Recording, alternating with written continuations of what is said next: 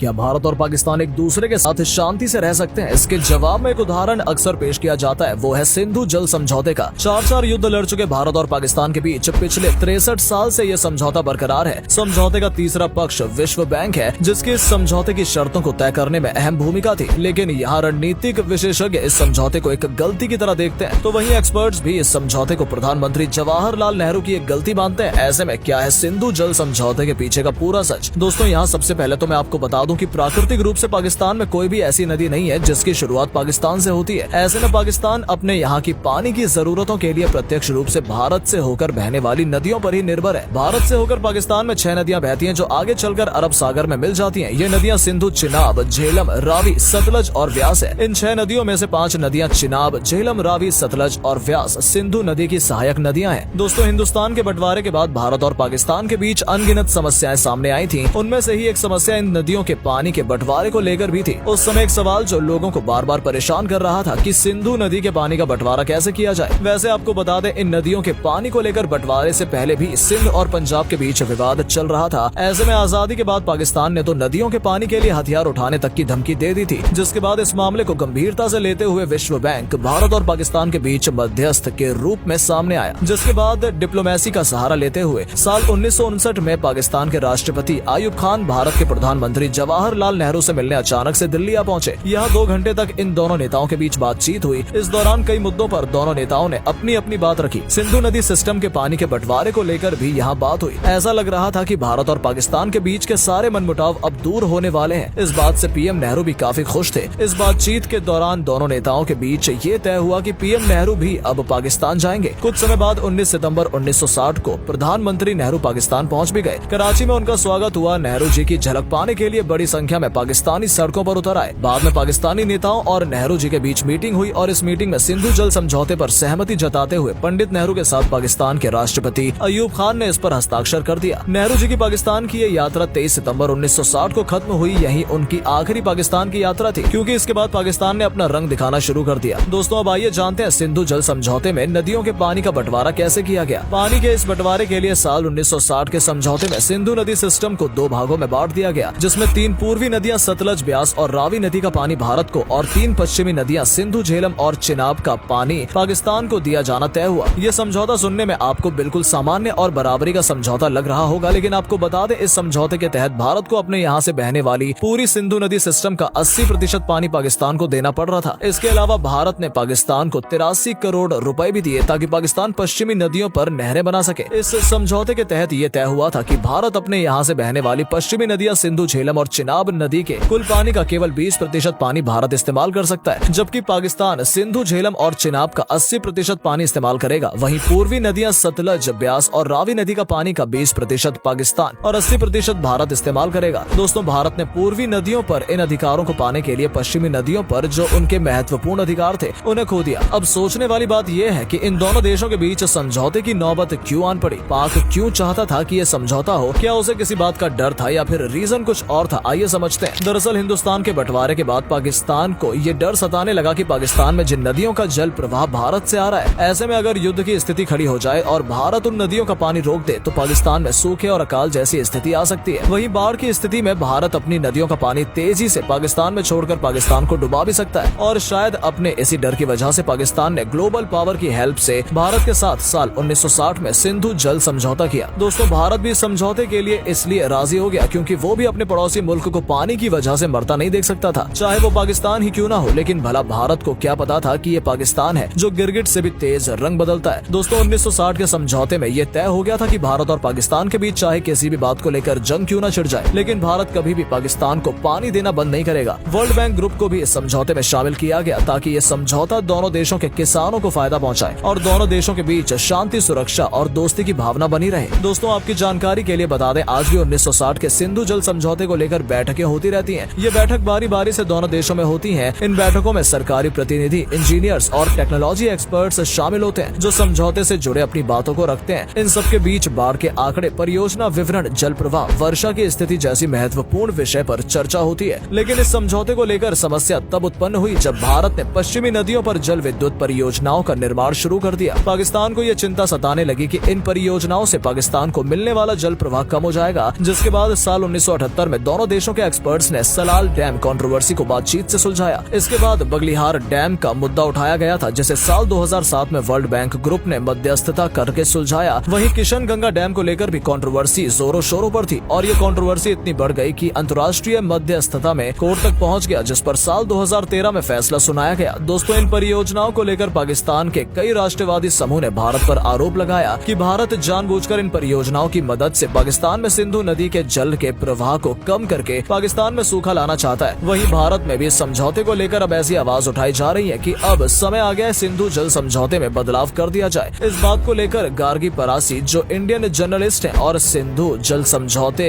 की बैठकों को बहुत करीब से देखती आ रही है, उनका कहना है कि बहुत से लोग जो इस समझौते को गहराई से नहीं जानते, उनका सोचना है कि भारत की नदियों का 80% पानी पाकिस्तान को जाता है, इसलिए ये समझौता भारत के पक्ष में नहीं है और इसे रद्द कर दिया जाना चाहिए या कोई नया समझौता किया जाना चाहिए। लेकिन उन लोगों को ये पता होना चाहिए कि ये समझौता बहुत सोच समझ कर किया गया था। नदियों का विभाजन, उनका जल विज्ञान, उनका प्रवाह, वो कहाँ जा रही है, उनमें कितना पानी है और इसे कहाँ और कैसे छोड़ना दोनों देशों के लिए फायदेमंद होगा। इन सब बातों को ध्यान में रखकर ये समझौता किया गया है। हम चाहे कितनी भी कोशिश क्यों न कर लें, हम पाकिस्तान में जाने वाले नदियों का प्रवाह नहीं रोक सकते, क्योंकि नदियों का ढलान पाकिस्तान की ओर है। इसलिए नदियों से जुड़े फैसले एक्सपर्ट्स के हाथों में ही छोड़ देना चाहिए। लेकिन नहीं, जब भी पाकिस्तान की तरफ से आतंकवादी घटनाओं में बढ़ोतरी होती है, भारत के लोग इस समझौते को खत्म करने की मांग करते हैं। भारत के लोगों का कहना है कि हम क्यों अपना पानी पाकिस्तान जैसे गद्दार मुल्क को दें। हम इन नदियों के पानी को रोककर इनका इस्तेमाल भारत के रेगिस्तानी इलाकों को हरा भरा बनाने में कर सकते हैं। भारत के इन लोगों को जवाब देते हुए पूर्व जल संसाधन मंत्री सैफुद्दीन सोज का कहना है कि सिंधु जल समझौता भारत और पाकिस्तान के बीच की मजबूरी है। ये समझौता दोनों देशों की प्राकृतिक और भौगोलिक दशा को देखकर किया गया है। इसलिए अगर आप इन नदियों के पानी को रोकते हैं तो आप बाढ़ जैसी आपदा को जन्म देंगे और यही वजह है कि भारत और पाकिस्तान के बीच तनावपूर्ण रिश्तों के बावजूद ये संधि अब तक बची हुई है। भारत चाहता तो वियना संधि के दायरे में रहते हुए इस समझौते को तोड़ सकता था, मगर उसने ऐसा नहीं किया। तो दोस्तों, अब आप हमें बताइए कि 1960 में सिंधु जल समझौते को लेकर आपकी क्या राय है? क्या भारत को यह समझौता पाकिस्तान से तोड़ लेना चाहिए? आप अपनी राय हमें कमेंट में जरूर बताइएगा। उम्मीद है आज की इस वीडियो से आपको काफी कुछ नया सीखने को मिला होगा। वीडियो पसंद आई हो तो वीडियो को लाइक करें। Thanks for watching.